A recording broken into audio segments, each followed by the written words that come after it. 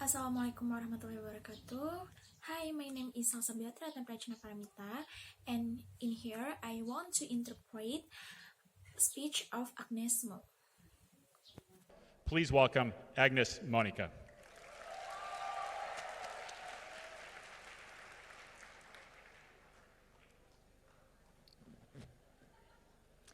Hi everyone and welcome to Bali, and I'm so honored to be here to welcome all youth leaders from all around the world who not only can change the world but will change the world to become a better place.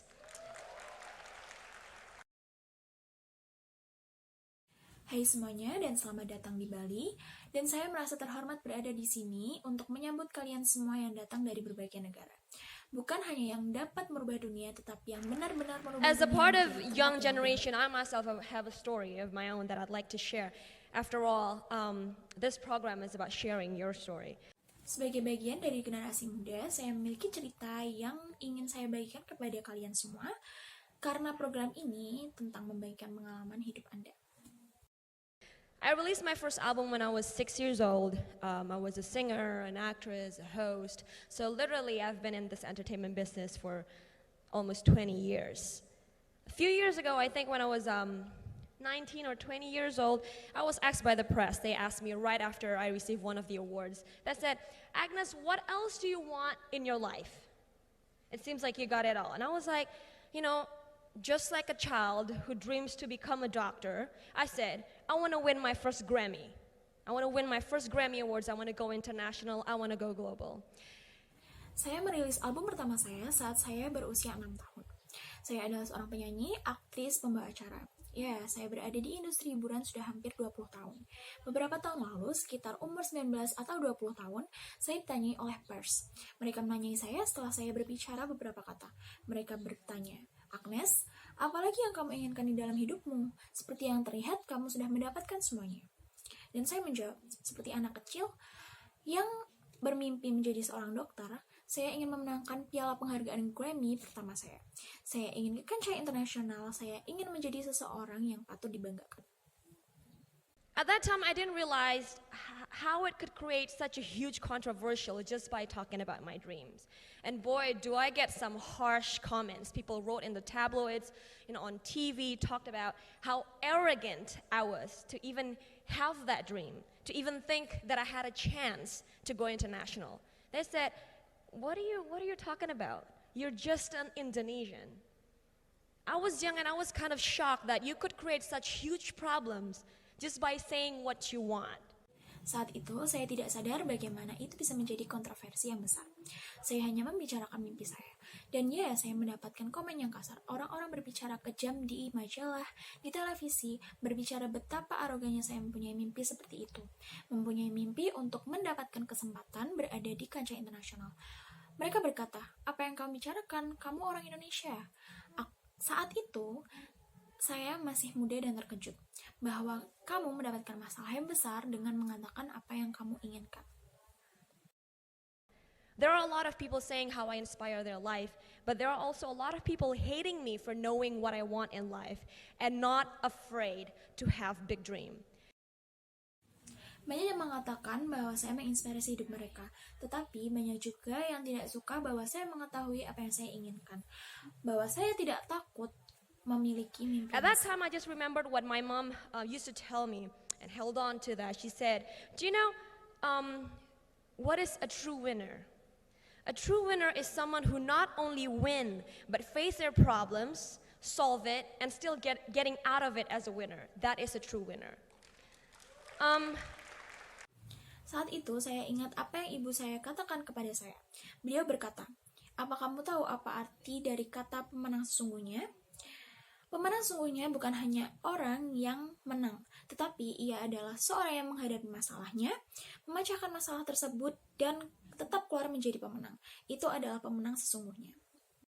For some people, it's called arrogance. For me, it's called dream, the confidence, the urge, and the drive to elevate to the next level. For some people, they say it's arrogance. For me, it's a goal to keep yourself focused on the journey and to keep on track. Haters will hate you no matter how good you are, so be the best instead. Beberapa orang mengatakan itu adalah arogan, tetapi menurut saya itu disebut mimpi, kepercayaan diri, panahan dan kemudi untuk naik ke tingkat selanjutnya.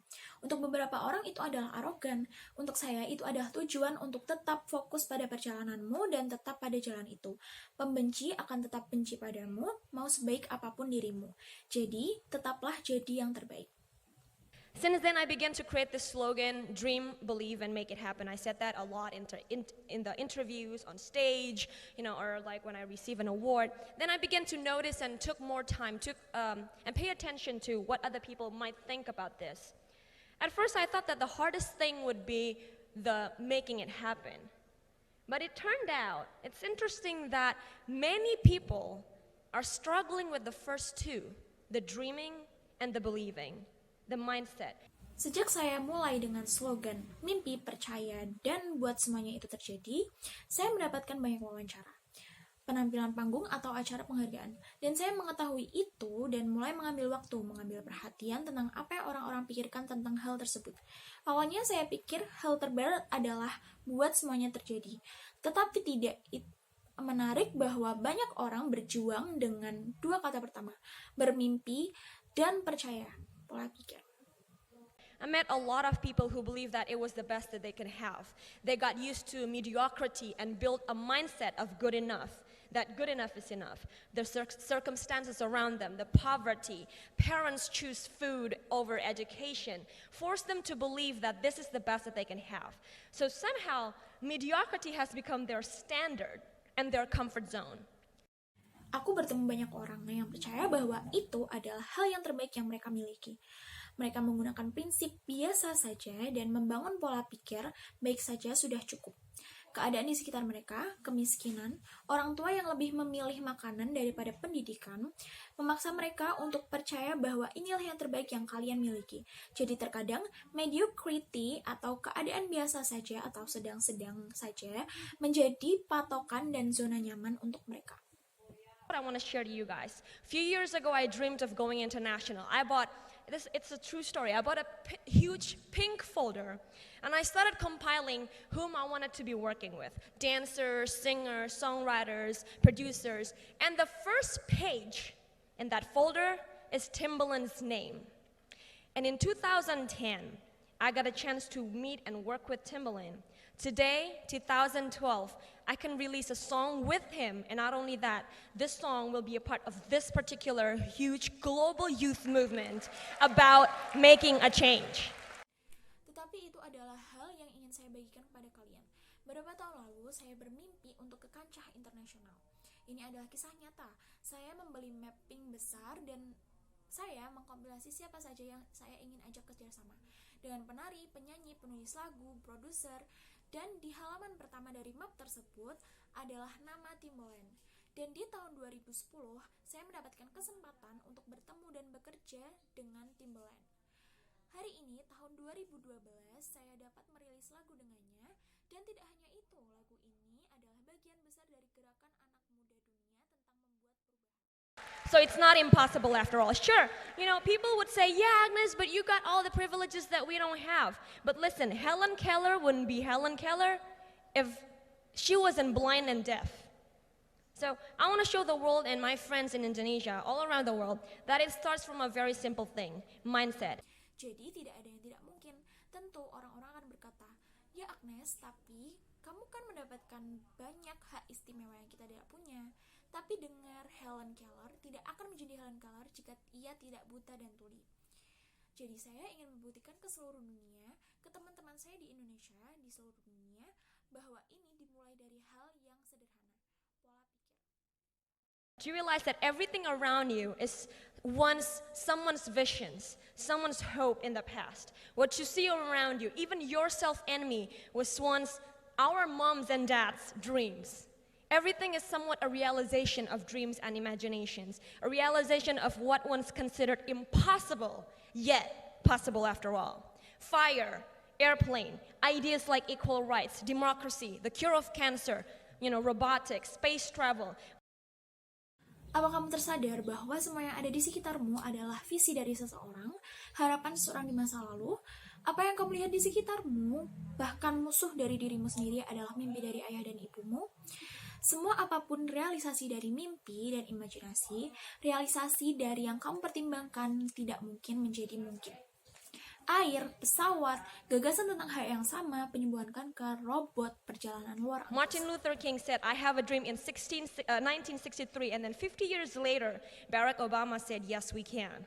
I mean, you know, can you imagine if at that time Martin Luther King did not have a dream? Barack Obama wouldn't be the first African American president of the United States. And do you know that the word humane or human rights did not just happen to be there? People back then used torture as a common language or tool to get what they want, and it was somewhat legal. People use it all the time. And of course, you know, for us young people to do something out of the ordinary, people say, you're weird, you're out of place, you won't make it happen because it's just not normal, you know. Human rights or the concept of being humane was once not there at all. And then it was created, it became a concept. Meaning, logically, if it is created, it was once not there. It was once weird. It was once considered impossible or different. That's why we need to shake things up and question, is this really the best that we can have? Is this good enough, really good enough? Martin Luther King berkata bahwa saya mempunyai mimpi di tahun 1963. Dan 50 tahun kemudian Barack Obama berkata, ya, kita bisa. Bahwa dapatkah kamu bayangkan jika saat itu Martin Luther King tidak mempunyai mimpi, Barack Obama tidak akan bisa menjadi orang Afrika Amerika pertama yang menjadi presiden di Amerika Serikat. Dan apakah kamu tahu bahwa kata manusiawi atau hak asasi manusia tidak ada di sana? Orang-orang akan kembali menggunakan penyiksaan sebagai bahasa umum atau alat untuk mendapatkan apa yang mereka mau. Dan itu adalah sesuatu yang diperbolehkan secara hukum. Orang-orang menggunakannya setiap saat dan tentu saja untuk kita anak-anak muda melakukan sesuatu yang tidak seperti orang pada umumnya. Orang-orang akan berkata bahwa kamu aneh, kamu keluar dari tempatmu, kamu tidak akan membuatnya terjadi. Karena itu tidak normal. Hak asasi manusia adalah konsep untuk menjadi manusia dan itu tidak jadi di sana. Dan akhirnya hal itu dibuat, menjadikan hal itu konsep yang artinya secara logika, jika itu dibuat, maka itu sebelumnya tidak terjadi di sana. Itu pernah menjadi hal yang aneh, itu adalah hal yang tidak mungkin atau berbeda. Itulah mengapa kita harus menggunakan sesuatu dan pertanyaannya adalah apakah ini yang terbaik apa yang kita dapatkan? Apakah cukup baik adalah benar-benar cukup baik? Live up to our expectations and more. Do more than what it takes to make it happen. It only takes one first step to run a mile. Not afraid to dream, believe, and make it happen. Because listen, after all, miracles are called miracles because they were once not believed. Thank you. Hidup dengan berekspektasi dan melakukan hal yang lebih dari apa yang kamu ambil dan menjadikannya nyata. Hanya perlu satu langkah untuk berlari. Jangan takut untuk bermimpi, percaya, dan buat semuanya terjadi. Karena dengar, keajaiban adalah keajaiban karena satu, tidak percaya. Terima kasih.